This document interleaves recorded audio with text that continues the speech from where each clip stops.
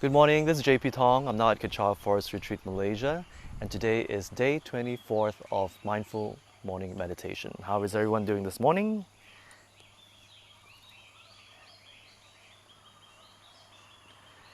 As we're waiting for everyone to tune in, again, do get yourself comfortable and do a bit of stretching. Morning, Annette.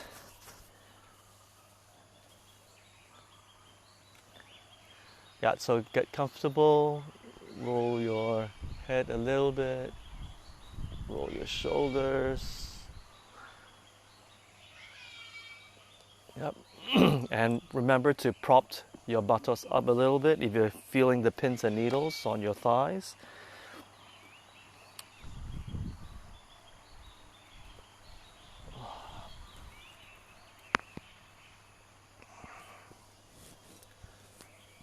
So how is everyone today? Did you have a good day yesterday? Hi, morning Vivian. Hi, Lai Heng, Frank. Hi, Sharon. Morning, Kotlian, Sophia. Morning, everyone. Good morning. Yesterday was weird because after I had the meditation with you guys, I had an early lunch.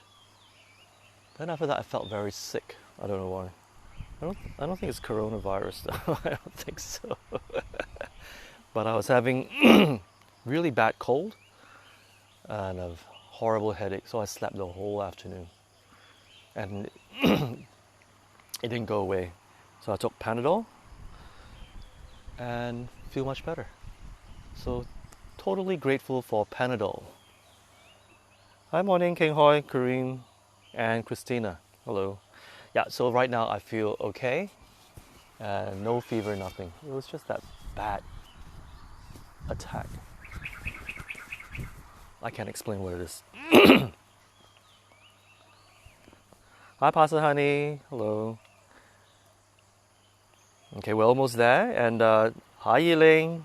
Glad you can join us. And Vivacella, is that how you say your name? Vivacella?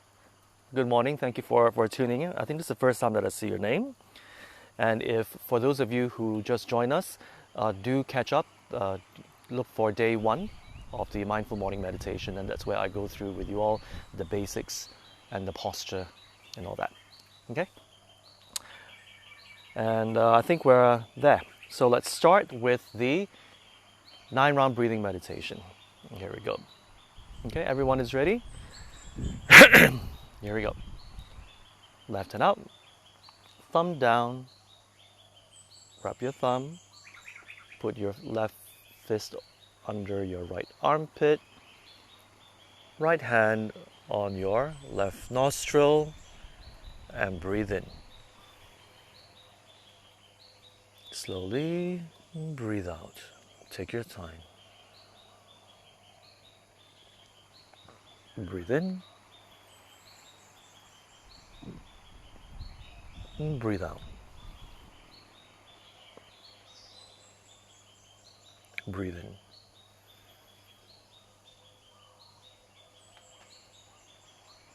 And breathe out.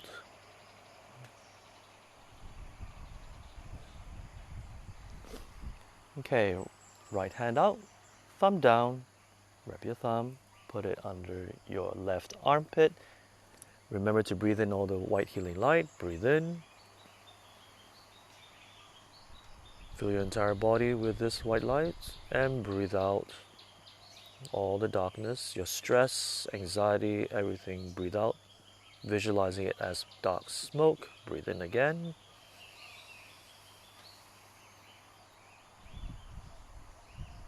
And breathe out. Breathe in.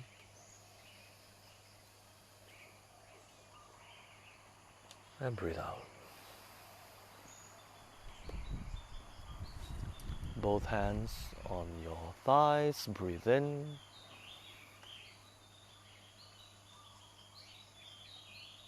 Breathe out.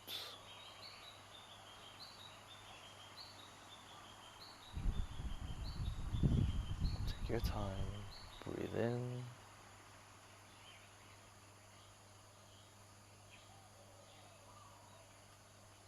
Breathe out.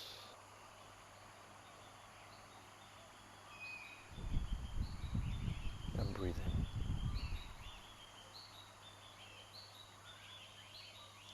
Breathe out.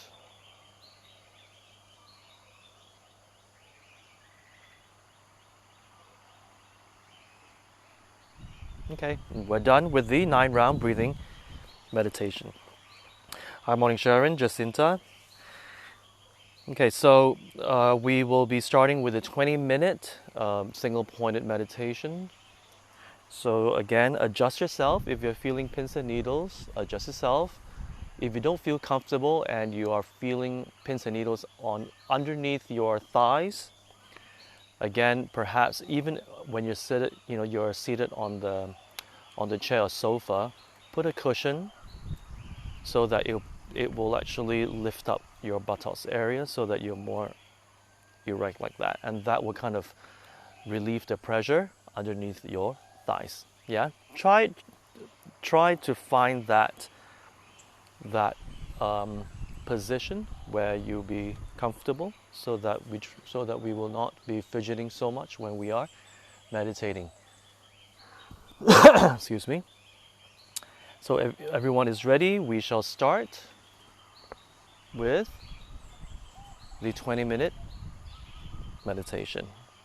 And here we go. Hi, Dr. Hank. Okay, so we just finished. If you just tuned in, we just finished the 9-round breathing meditation. We're going to start with a 20-minute single-pointed meditation now. And 3, 2, 1. Breathe in.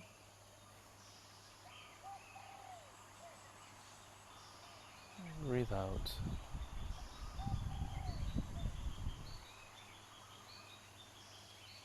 Breathe in.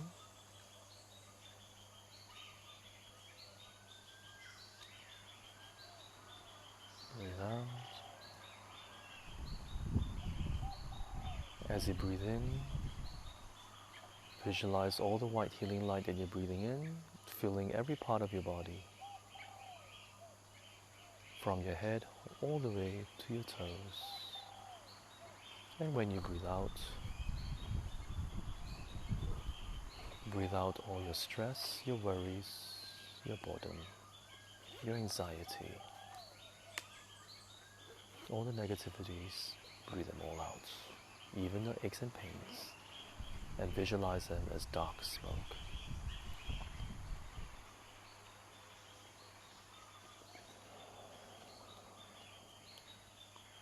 Fill every cell of your body with this white healing light.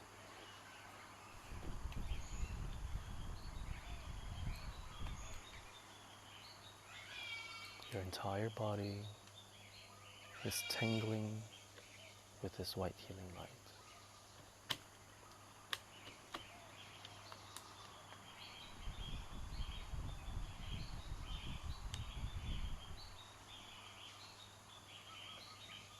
You feel very light, and you feel yourself floating. Your entire body is this white light.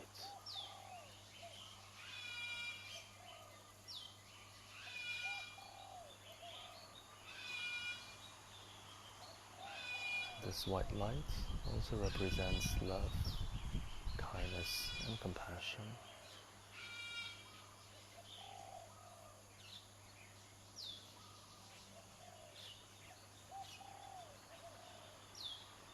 Watch your thoughts, focus on your nostril.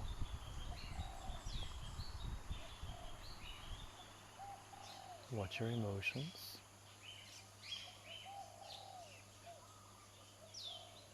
Focus on your nostrils.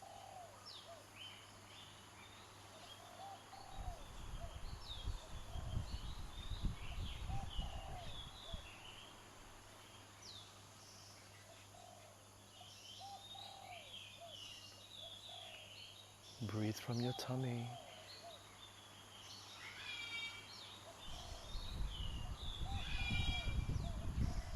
And take your time when you're breathing.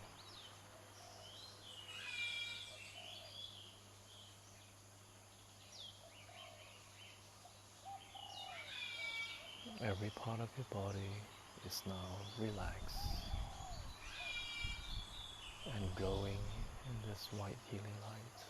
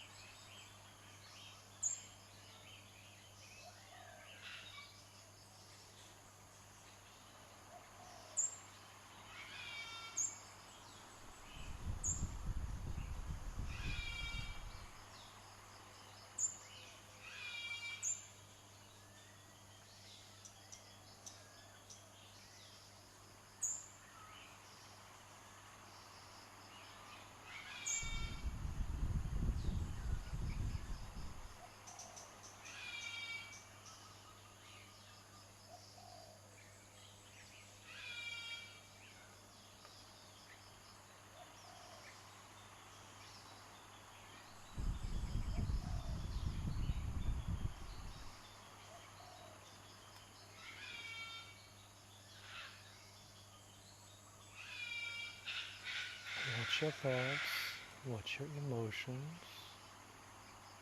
Bring your focus back to your nostril. Watch the sounds. Bring your focus back to your nostrils.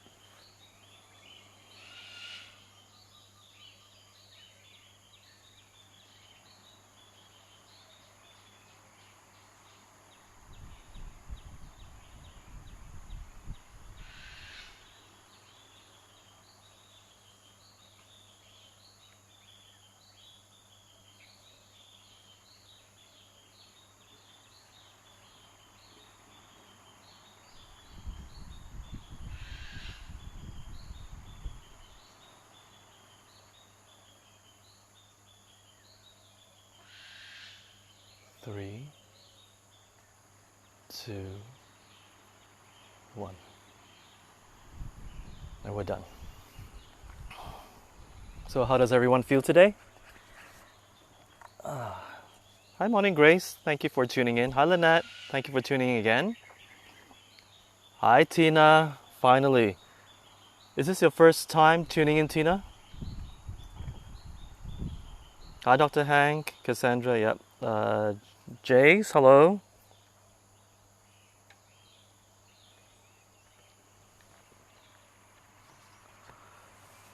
So how did it go, this 20 minutes? It's the third day of our 20-minute single pointed meditation. Was it easier for you today, or were there many thoughts and emotions arising from this session? Do share with me. Would love to hear from you. And as you're typing, I will share with you my entry for yesterday's gratitude journal. Again, like I said, I'm grateful to have painkillers like Panadol, because yesterday I felt very unwell. And after taking the Panadol, I felt it was much, much better. So that was good. And I'm grateful to have good, strong teeth. Yes. Grateful for that. And I'm grateful to have good hearing as well. Yeah. I realized all that because I was watching some, on YouTube, BBC channel yesterday. And there were people who were very elderly and, to quote unquote high risk for this coronavirus. So, they were a bit physically challenged. So it also made me be aware that, hey, even our hearing, which we sometimes take for granted, so that reminded me, oh yeah, I'm very grateful to have good hearing and teeth. Good teeth is very important. I remember I had a trip in Japan a few years ago, and at the last 3 days of my trip, I had a really bad toothache. It was really bad. I think it was triggered by my wisdom tooth. There was which was next to a tooth with a filling, and somehow there was some problems there. So for 3 days I had that horrible toothache, and there's nothing I could do. Yeah, so good teeth is definitely very, very important. Okay, so that's my gratitude. That was what I was grateful for yesterday. That came to my mind. So today I'm sure I'm gonna have more. Sharon says, feels faster today. I feel calmer today. Great. Hi Rajkumar. Namaste. Where are you? Are you somewhere here? It's somewhere in the retreat. Cochran, energized, back nerve discomfort is gone. Still need to focus my mind several times to the breathing and white lights. It's fine. For the white lights, as soon as when we get started with the single pointed meditation, you focus on a white light entering your body and filling it up. Then after that, once you're done with all that and your whole entire body is filled with this wonderful white healing light that is also love and compassion and kindness, then we will focus back on the breathing. Yeah, on the breathing. So what we are trying to do is not to be distracted any further. The white light and the dark smoke is to get us very relaxed and very grounded, even more grounded than after the 9-round breathing meditation. So that is a technique that we do. And when I said feel the tingling sensation of your entire body, because every cell is tingling with this white light. So again, it helps you relax and calm your nerves. So it has that kind of effect. So once that is done, then we will focus on the nostril area. Yeah, so that's the key. Notice how challenging sometimes certain days can be, where so many things come out. It's fine. Just keep focusing back. The key here is focus on here, on your nostril area. Yeah, you will definitely have a lot of thoughts coming up. As we progress, to 25, 30, 35, even 40 minutes, a lot more thoughts will arise for some of you. A lot more thoughts. It's okay. Yeah? Halim, grateful to see your new spot and hear Mother Nature bliss. Okay. Yeah, I guess it's something.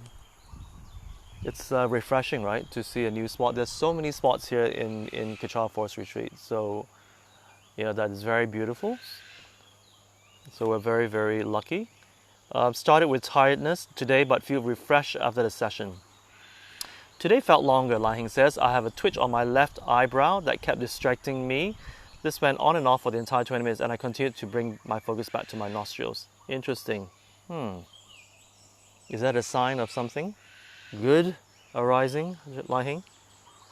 Wubi says, I will be morning. Feel good despite a bit of sneezing due to sinus. Grateful for this meditation session. Great, Wubi. Yeah, so I'm checking because sometimes I do miss some of your comments.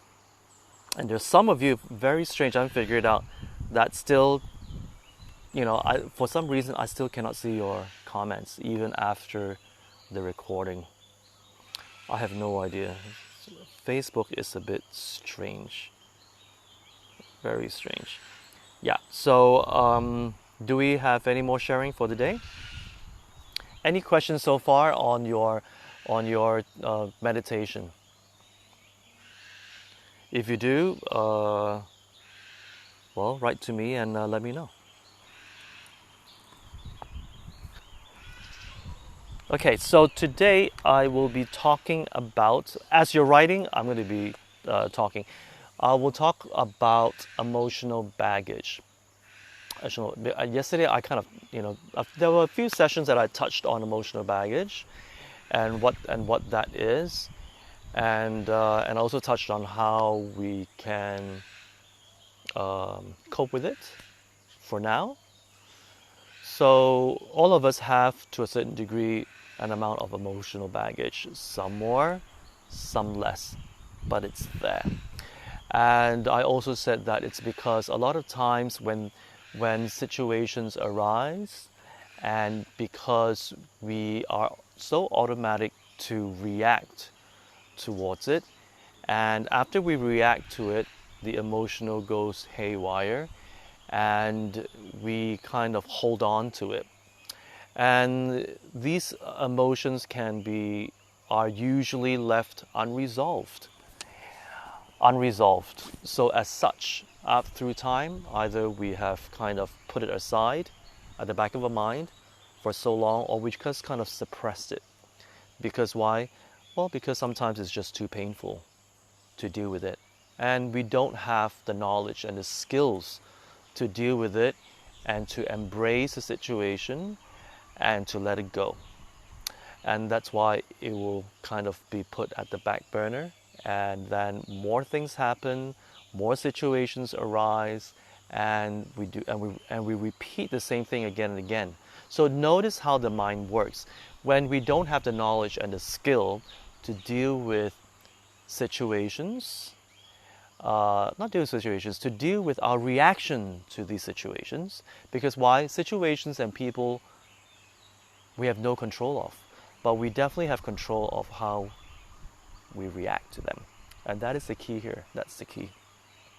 So that's why it is very important to realize that when we perceive situations or people, take a step back and watch it, just like how we've been doing for these last 3.5 weeks.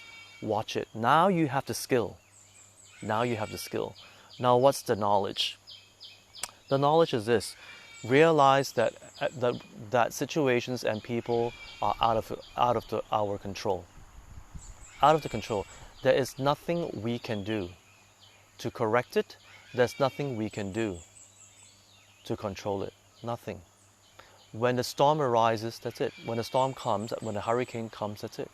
We embrace it and we find shelter and we do the best that we can. So either we have two choices. Either we react to it and curse at it and ask why is there this hurricane, and we get all flustered and we get so emotional and stressed from it, or we choose to understand that is how nature works. That is the phenomena of nature. It is very chaotic. It is very, very unpredictable. Very unpredictable. Who would have guessed that there have been predictions, but who would have been so certain that, we are having a pandemic called COVID-19.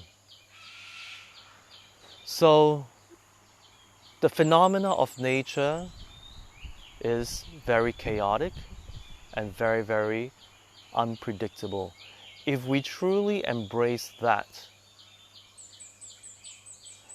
we will realize that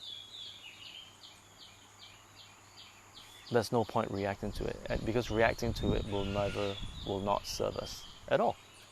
And even with people, we can say, oh, why is this person hurting me? Why is this person this? Why is this person that? Well, you know why? It's because most of us are not evolved beings. Nobody taught us. Nobody taught us. All of us come from different backgrounds, different upbringing, even with our siblings, where we're all raised from the same family, same set of parents. Most of us went to the same school, and we come out different. Very, very different. The way we think is different. The way we react to situations are different. The way we treat other people is different. So that's why when we realize again, you see, we are just one of the many, many billions and trillions of living beings on planet Earth. On planet Earth. And how we are, and how human beings are, will vary from one person to another. So again, instead of reacting to a person's behavior towards us, realize that regardless of the person's background, regardless of the person's gender, age, and whatever it is that we like to project our expectations of how this person should and should not be. It's time to take a step back and watch it like you're watching a movie and realize that, you see, that is our projection. See, instead of perceiving the person as is, we are perceiving, or we are actually judging a person and projecting our expectation of what we think the person should be. So that is why when the reality does not match our projection, that's where the conflict arises, and that's where the suffering arises, and that's where we start to react. And then when we cannot handle it, we will put them aside, suppress it, or try to forget it. You see, but the mind cannot forget. Whatever we experience, whatever we see, we perceive with our five senses, it is stored somewhere there. It's just that because we've been so distracted with everything in our lives that we quote unquote forget. But you see, as we are calming our minds, notice after a while there are certain things that happened in the past that you have forgotten, and they will come out. It's all there. It's all there. Yeah, it is an unlimited amount of capacity in our brain, whether we realize it or not. It's there. See, that is why in clinical therapy they have things like past life regression. Yeah, it's clinically tested that past life regression is for people. I can talk about that in my next session, where certain people, since they were born, have a certain phobia, and they just can't get out of it, like being afraid of water. They become hysterical. They can become paralyzed, and some are afraid of. There are many types of phobias. And it's been clinically tested that when you do past life regression, which is, the therapist will actually calm you down by doing exactly what we're doing. But you listen to the therapist's voice, and they will calm your mind down. After a while, you will start recalling your previous life. You start recalling, you will go back to the time where that certain phobia was developed. And the therapist will actually, there's actually many documentaries, by the way, that talk about this, and they'll walk you through. It's very interesting. So I won't go into detail, I'll leave that for another session, because I have many more days to go. So I'll talk about that, but it's very interesting. So yeah, so you see, as we calm our mind, we will be able to we will start remembering all these emotional baggage. And what's the good news? Now, some of you might go, oh, I don't want to get there. I don't want to get there. Take a deep breath and listen to what I got to say. It is healthier for us. Again, take baby steps. Remember how when we first started, 5 minutes was so aggravating for some of you, and you just couldn't sit still. You were aching. Your body and mind were reacting, so badly, and some of you so violently that you just couldn't even sit still. So, same thing. We'll take baby steps with, healing the emotional baggage. So as it arises, again, you see, now you're more skilled. You have you have better control of the mind, and you will find yourself being able to take a step back and you watch objectively what that was all about. And you also, I'm sure emotions will arise, but you see, now you have a skill to take a step back and watch the emotion arise, and you focus on your intention. And what is that? To let go of the situation, to revisit the situation and let it go, instead of replaying it again and putting in energy. What do I mean by putting in energy? Get emotionally riled up again and get all emotional. Watch it. Now you have to control. Watch it. Understand it, and with the knowledge of realizing that situations and people are beyond our control, there is no why. It just is. There is no why. It just is. So we can sit here and say, oh, why is the sun in my eyes? And we can go on and on and on and on. Why is the sun in my eyes? Why can't it just move the other way? Why here? You see, and then you go, yeah, but JP, you can't control that. Exactly. We cannot control how other people think. We cannot control situations. It's beyond our control. Wouldn't it be easier if I just control myself? So instead of sitting here and letting my eyes and letting the sun hit my eyes, why don't I just shift? I just shift myself. Isn't it much easier than sitting here belly aching and just questioning why? There is no why. It just is. It just is.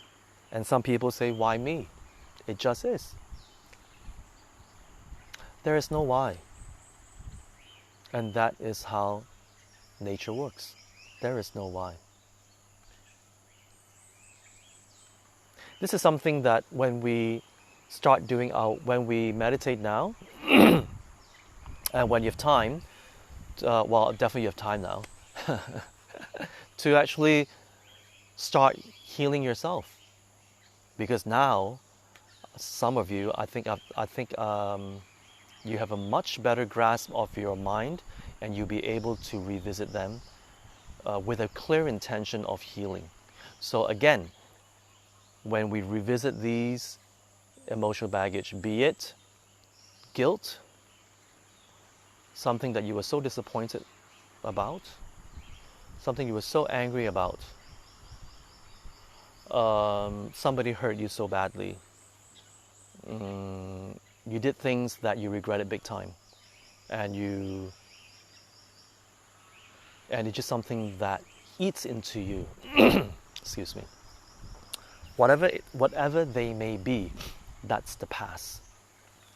So if we want to truly get over it, make it a point with yourself that if it's out of guilt, that if you feel guilty about something which you cannot correct, if you regretted certain things in your life, which again is in the past, you cannot correct, then have a clear intention that you will not repeat the same things again, and that you will move forward and evolve.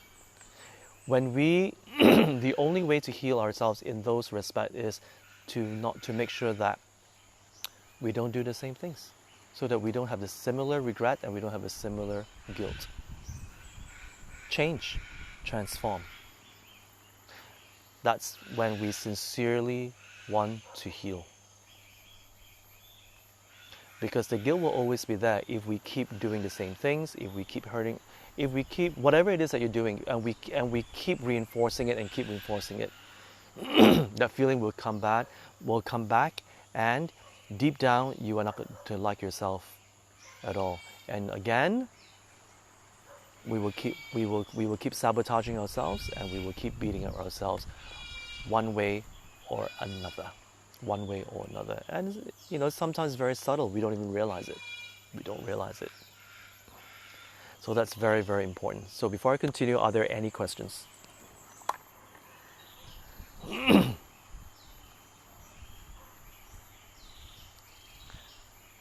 me see. Cochlear and gratitude. Lesser COVID-19 cases every day in Malaysia. Ability to communicate with colleagues via internet application. Oh, that's great. Yes, I think that's a new norm now, to just communicate via the internet. Christina, gratitude 1. Grateful. Started school having virtual learning after Easter break. 2. Grateful. Or grateful maybe period. During lesson to apologize to me this morning. What does dot mean, yeah? The child's name? Christina's child's name. Oh, okay. And she thought she was rude by ignoring me. Grateful shows me her love endlessly. Oh, Dot is your child. Oh, it's your daughter's name. Sorry, I was a bit lost. Yes, that's very good, Christina. And Sharon Ong says, grateful for online shopping sites. Online shopping sites, yes. Grateful to learn how to count my blessings, no matter how small. And yeah, hey, let's not judge. Anything you're grateful about, that's it. We're not here to judge. We're here, however. See, we're so blessed with so many things that we take for granted and we think it's small, but to some people, it's a big deal. I think even to all of us, it's a big deal. It's just that we take it for granted that we think it's small. No, it's not. I'm so great. When I look at my toothbrush, I'm so happy I have them, because there's certain toothbrushes that just don't work, and no matter how much you brush, your teeth is just not clean. That's that film there, and we just have to scrape it. So let's not get there. But so yeah, it may be very trivial, but hey, yes, I'm very grateful, and grateful that my kids are coping well with the MCO. They have not driven me up the wall. That's good. Hi Andrew, morning. Thanks for tuning in. Jerry, morning. And David, grateful to have merits to be able to connect with Dharma, and even more so with Kechara. That's wonderful. We have so many programs here throughout the entire day, both English and Chinese, and of course some are Buddhist, the Buddhist teachings, and then some we have cooking classes. That's interesting. That's actually one of our popular sessions. And of course I have my paranormal sharing every Thursday. So for those of you who like, I know Christina loves it, if you like to listen to paranormal stories, do tune in every Thursday night, 10 p.m. Malaysian time. Yeah, that was a bit of a commercial break there. And Sharon, oh hi Valerie, okay fine. And Hannah, hi Hannah. Oh, somebody new, hello. Natasha, Pastor Shin. Daughter, yes, Christina, your daughter. Dot, short for daughter. I'm sorry. Okay. Waiting, grateful for finding new green veggie supply. Grateful for mocha from daughters. Grateful for the postman who sent the parcel. Yes, definitely. Yes, that's wonderful. Okay, do we have any more do we have any questions on what I shared about emotional baggage? Is it clear? Is it clear? This is very important because all of us have emotional baggage, and most of the times, most of the time, we are. Well, I don't know whether or not you have learned how to deal with it. Many times, you're saying, "Oh, always look at the bright side. Always look at the bright side." And you know what? No matter how much we focus on the bright side, it's still there. So, in order to truly heal from this emotional baggage, it is necessary for us to understand how it arises, and it's all from our reaction. It's because of our judgment of how we perceive, That's a very interesting. Because I'm now in the midst of fine-tuning the de-stress program, which we will launch after the lockdown, and I am basing it on a book that was written by our in-house writers, but it's based on Buddhist teachings done by my teacher. But the book is written in a way that it's a self-help book and anybody can read it. So you don't have to be a Buddhist to read this. It's called Peace, Peace. Peace, and our publisher is in the United States, and you find it in Barnes and Nobles and in a few of and Amazon and a few of the major bookshops, and yeah. So anyway, so I was reading through it, and it says, and Rinpoche did say that our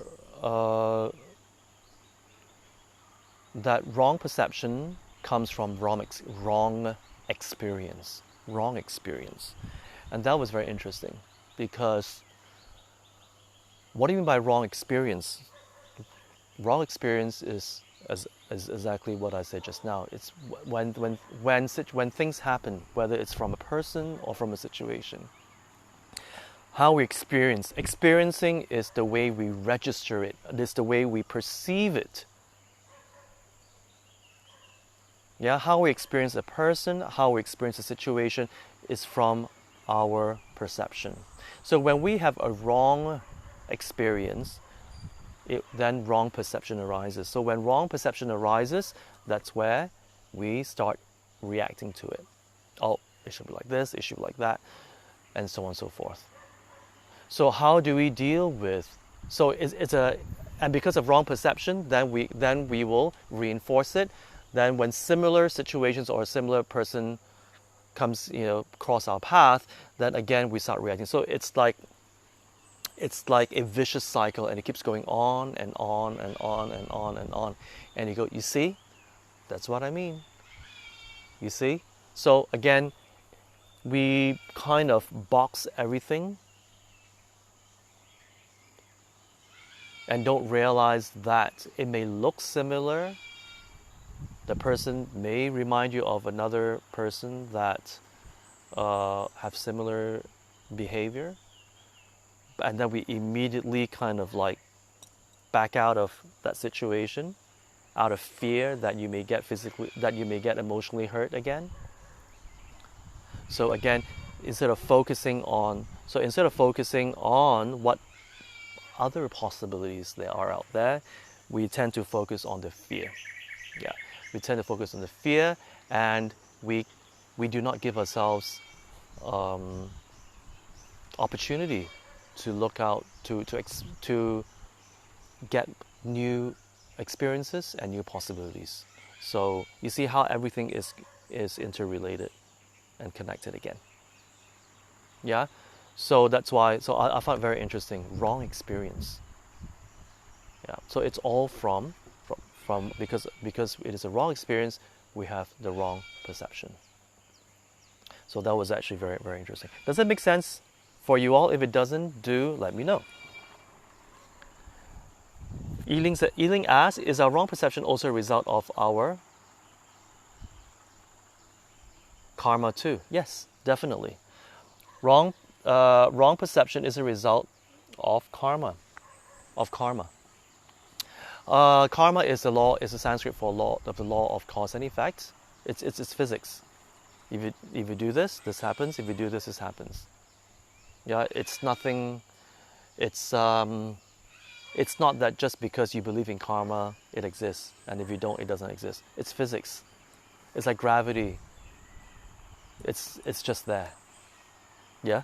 So yes, it is because of your karma. You see, because what's the cause? The cause is that we are not perceiving things, situations, and people in front of us with the knowledge that we require, and we are operating with the same set of skills. And what is the same set of skills? Well, perhaps it is always so automatic. When you do this, I'm going to react. When you do this, I'm going to react. When this happens, I'm going to react. That is how your mind has been operating. So if your mind is operating in that manner, then obviously you will have that experience. You have the wrong experience. So cause equals effect. So it's like physics. You know, it's like your computer software. If the program is written as such, definitely your result will be such. So that's why if you want to change your results, you have to change your programming. And what is that? The way you see things, the way you even react to certain things that you perceive. Because most of the time, when we think we know that's the truth, take a step back. There may be a slight possibility that our perception may be a bit tainted. Because why? We only see one facet of that situation. You know how people say, when you look at a cup, how I perceive it from this direction and how you perceive it from the other direction is different. And it's the same cup, and you can go on debating who's right or wrong, or you just realize that, yeah, it can be the same situation, the same cup, the same person, but different people will perceive different facets of it. And there's so many facets of people and even situations. Yeah, no right, no wrong. No right, no wrong. Yeah, so yes, definitely that's what karma means for some of you who go, oh, what's that? That's what it means. So because of the karma or the way we have been operating, that's why wrong perception will arise. So now that you have a little bit more skill to focus and take a step back and really look at the situation as is and realize that, you know what, no right or wrong, but my perception is limited to this. This is my perception of this facet. And there can be thousands and thousands of other facets to this situation and person. Yeah, so it gives us more room to empathize and be okay. That, okay, fine. Just because this person is nasty to me, it doesn't mean this person is nasty to other people. Why me? Well, check with yourself. Maybe you were there at the wrong time. Whatever it is. There's no why. It happened. It happened. So catch a hold of ourselves if we start to react. And take a good look and assess again. And assess again. Yeah? So I hope that helps.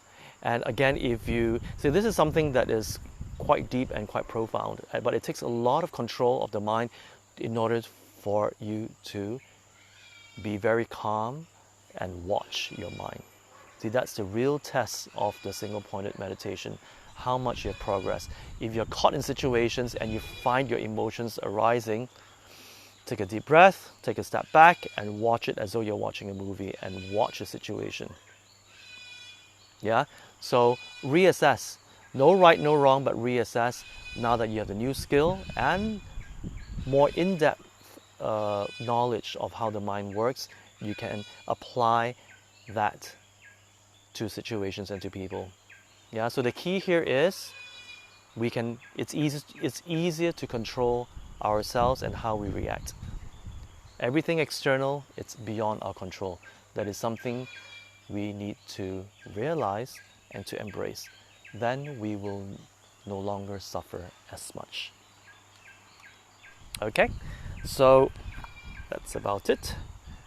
You're most welcome, Nancy. Christina says, emotional baggage, I always try to deal with it instead of sweeping it. If not, it always come back to haunt you endlessly. That's true, Christina. I try to use my head to think and not allow my emotions to take over or control me. That's exactly. So now you have this new skill, Christina, of controlling your mind by focusing. Take a deep breath and assess the situation objectively. No matter whether it's your daughter, your husband, people whom you love, your friends. Those are the toughest because there's always an emotional attachment to it. Yeah, those are the most difficult. So let me know whether it helps, whether or not, this meditation has helped you along those direction. Okay, and you're most welcome, Yiling. Okay, I think time's up. And again, if you do think of any more questions that you'd like to ask, you can ask me tomorrow, tomorrow morning. All right, then I will continue with that. So have a great day, and I'll see you tomorrow 8:30 a.m. Malaysian time sharp. See ya.